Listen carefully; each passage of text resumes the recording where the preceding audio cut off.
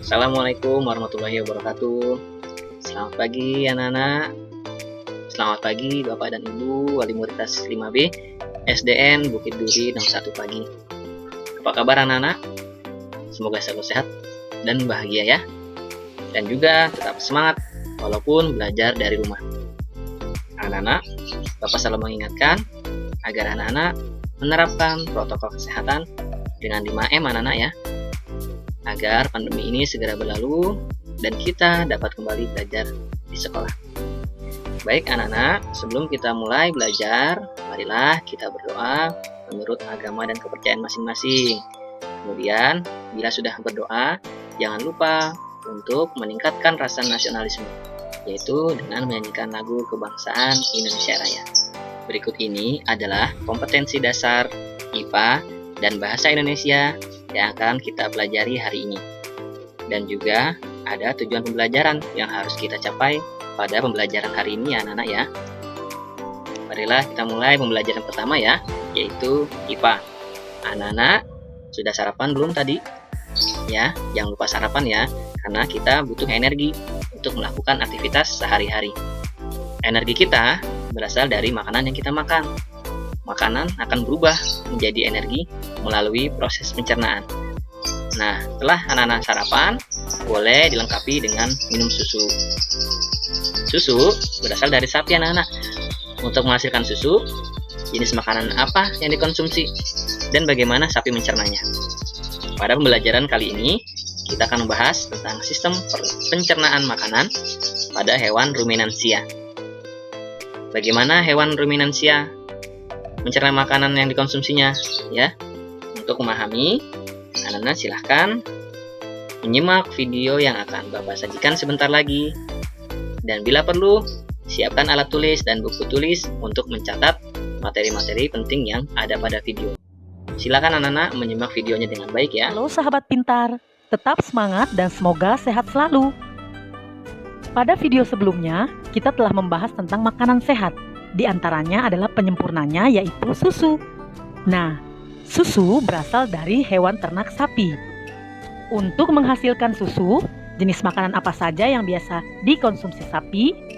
Nah, sapi adalah salah satu hewan ruminansia. Pada video kali ini, kita akan mendengarkan dan melihat penjelasan tentang sistem pencernaan makanan pada hewan ruminansia. Sahabat pintar, tahukah kalian apa yang disebut dengan hewan ruminansia? Hewan ruminansia adalah kelompok hewan mamalia yang biasa memamah atau memakan 2 kali dan dikenal dengan hewan memamah biak. Contoh hewan ruminansia ialah sapi, kerbau, rusa, domba, kambing, kijang, dan jerapah. Sistem pencernaan hewan ruminansia lebih kompleks dibandingkan pencernaan hewan lainnya. Pada hewan ruminansia, terdapat 4 bagian lambung dengan fungsi yang spesifik. Selain itu, pencernaan makanan pada hewan ruminansia dibantu oleh beberapa mikrob. Apa itu mikrob? Mikrob adalah bakteri dari protozoa. Mikrob tersebut dapat membantu mencerna rumput. Coba kamu perhatikan penjelasan mengenai proses pencernaan pada hewan ini dengan seksama. Mari kita saksikan informasi mengenai organ pencernaan pada sapi. Makanan seperti rumput pertama kali masuk ke dalam mulut sapi. Di dalam mulut terdapat organ-organ pencernaan seperti berikut. Gigi. Gigi sapi tersusun dari gigi seri yang berguna untuk memotong makanan dan gigi geraham untuk mengunyah makanan. Kemudian ada lidah. Lidah sapi berguna untuk merenggut rumput atau makanan dan mendorong makanan yang sudah dikunyah menuju lambung. Saliva. Saliva merupakan cairan atau enzim khusus yang dihasilkan oleh kelenjar khusus pada sapi, yang kemudian disalurkan ke dalam rongga mulut. Saliva berperan dalam proses pencernaan kimiawi. Selanjutnya, lambung sapi. Lambung sapi berbeda dengan lambung manusia. Ukurannya jauh lebih besar. Lambung sapi merupakan organ pencernaan yang sangat penting bagi sapi. Lambung sapi terdiri atas 4 bagian, yaitu rumen, retikulum, omasum, dan abomasum. Oleh karena itu, sapi dikatakan memiliki 4 perut. 1. Rumen atau perut besar. Tempat terjadinya pencernaan dengan bantuan mikroba atau bakteri. Di sini makanan dicerna hingga menjadi bubur dengan gerakan mengaduk yang dilakukan oleh dinding rumen. Pada saat sapi beristirahat, makanan kembali ke mulut dan dikunyah kembali. Setelah dikunyah untuk yang kedua kalinya, makanan masuk ke retikulum atau perut jala. 2. Retikulum atau perut jala. Di dalam retikulum, makanan kembali mengalami proses fermentasi dengan bantuan bakteri anaerob dan protozoa.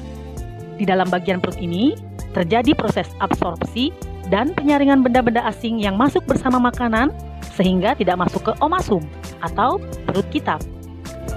3. Omasum atau perut kitab. Di dalam omasum, makanan dicerna dengan bantuan enzim pencernaan. Selanjutnya, makanan masuk ke abomasum. 4. Abomasum atau perut masam. Perut bagian inilah yang sebenarnya disebut dengan lambung. Di sini, makanan dicerna dengan bantuan enzim pencernaan pepsin yang dihasilkan oleh abomasum. Nah, sahabat pintar, setelah melewati seluruh proses pencernaan makanan di dalam abomasum, makanan bergerak menuju usus halus. Panjang usus halus seekor sapi dewasa dapat mencapai 40 meter. Di dalam usus halus terjadi proses absorpsi dan fermentasi. Selanjutnya, sisa-sisa makanan akan dikeluarkan melalui anus. Bagaimana videonya anak-anak? Sangat menarik ya. Sekarang anak-anak sudah memahami bahwa lambung sapi berbeda dengan lambung manusia anak-anak. Selain ukurannya jauh lebih besar, lambung sapi merupakan organ pencernaan yang penting bagi sapi itu sendiri. Nah, selanjutnya anak-anak silakan mengerjakan tugas yang sudah Bapak sajikan di sini. Kerjakan dengan baik, dengan rapi. Bila sudah selesai, boleh dikirimkan ke WA Bapak Guru ya. Baik anak-anak, kita lanjutkan ke pembelajaran selanjutnya ya. Nah anak-anak, kemarin sudah belajar tentang pengertian, ciri-ciri, dan struktur teks eksplanasi. Anak-anak juga sudah membaca contoh teks eksplanasi yang sudah Bapak kirim kemarin ya, melalui link. Ayo, ingat kembali teks eksplanasi. Nah, teks eksplanasi adalah teks yang berisi tentang proses mengapa, bagaimana, kejadian-kejadian alam, sosial, ilmu pengetahuan, budaya, dan lain-lain dapat terjadi. Nah, jadi menjelaskan suatu proses ya. Nah, hari ini kita akan belajar bagaimana teknik meringkas teks eksplanasi. Untuk mengetahui lebih jelasnya, anak-anak simak video pembelajaran berikut ini. Bagaimana cara meringkas teks eksplanasi? Namun, sebelumnya sahabat pintar, kita harus mengetahui terlebih dahulu tujuan meringkas. Tujuan meringkas teks eksplanasi adalah untuk memudahkan dalam memahami isi teks eksplanasi. Bagaimana cara meringkas teks eksplanasi? Berikut cara meringkas teks eksplanasi. Pertama, kita harus membaca keseluruhan teks. Yang kedua, mencari gagasan utama. Yang ketiga, membuat kerangka teks. Dan yang keempat, merevisi sesuai EYD atau ejaan yang disempurnakan. Nah, sekarang ayo kita praktik meringkas teks eksplanasi fenomena alam.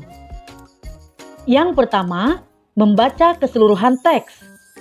Perhatikan, mari membaca teks eksplanasi fenomena alam dengan judul Gunung Meletus dengan cermat dan teliti. Gunung meletus. Gunung meletus adalah salah satu fenomena alam yang terjadi karena endapan magma di bagian perut bumi. Gas di dalamnya akan disembur dengan kekuatan yang besar. Hal itulah yang membuat gunung meletus menjadi bencana alam yang sangat besar. Banyak sekali gunung berapi di Indonesia yang masih aktif. Sebagian aktivitas gunung berapi dikaitkan dengan zona kegempaan yang aktif. Salah satu tandanya adalah perubahan suhu dan tekanan yang cukup tinggi pada batas lempeng bumi. Akibatnya, material seperti bebatuan akan meleleh di sekitar gunung. Bebatuan yang meleleh disebut dengan cairan pijar. Nah, sahabat pintar, sekarang kita akan melanjutkan dengan langkah kedua, yaitu mencari gagasan utama. Masih ingat bagaimana mencari gagasan utama atau gagasan pokok? Beberapa cara yang dapat kita lakukan untuk menemukan gagasan utama, di antaranya dengan membaca dengan cermat dan teliti seperti tadi.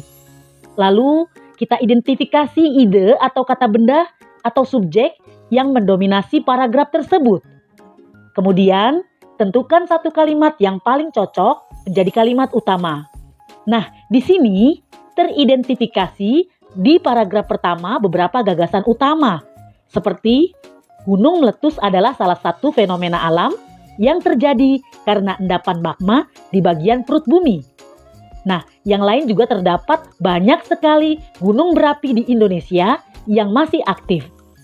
Akan tetapi, karena hanya menentukan satu kalimat, maka kita pilih yang paling utama, yaitu, catat, gunung meletus adalah salah satu fenomena alam yang terjadi karena endapan magma di bagian perut bumi.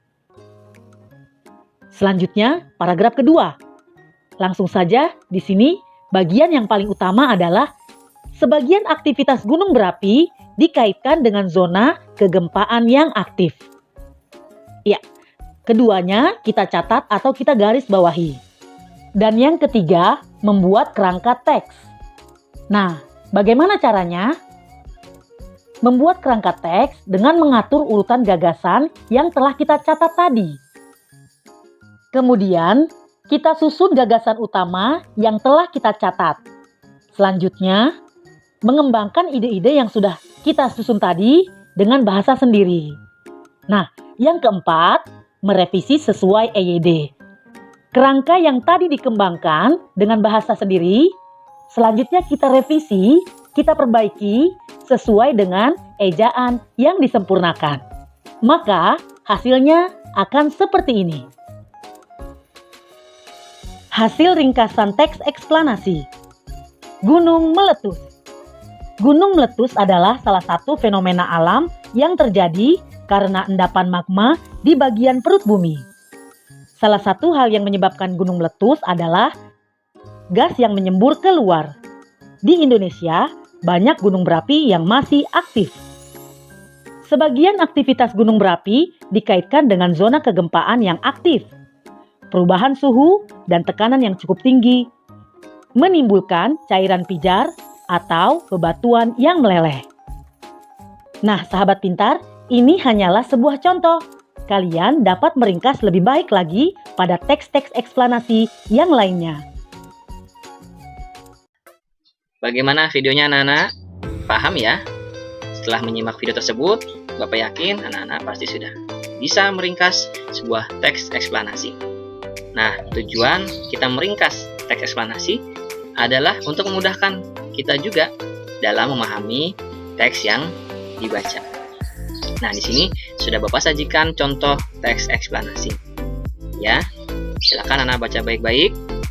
Tugasnya adalah membuat ringkasannya. Nah, kerjakan di buku tulis dengan rapi tulisannya. Ya, jika sudah selesai, kirimkan ke WA Pak Guru. Jika ada pertanyaan, silahkan bertanya anak-anak ya. Baik, anak-anak hebat. Pembelajaran hari ini sudah selesai ya. Bapak ucapkan terima kasih bagi anak-anak yang sudah mengirimkan tugasnya dengan baik. Untuk persiapan pembelajaran besok, silakan anak-anak pelajari materi berikut ini ya, tentang perkalian pecahan biasa dengan pecahan desimal ataupun sebaliknya. Nah, anak-anak persiapan belajar dengan baik agar besok hari mudah dalam belajar dan mengerjakan tugas yang Bapak berikan. Marilah anak-anak kita tutup pembelajaran hari ini dengan berdoa.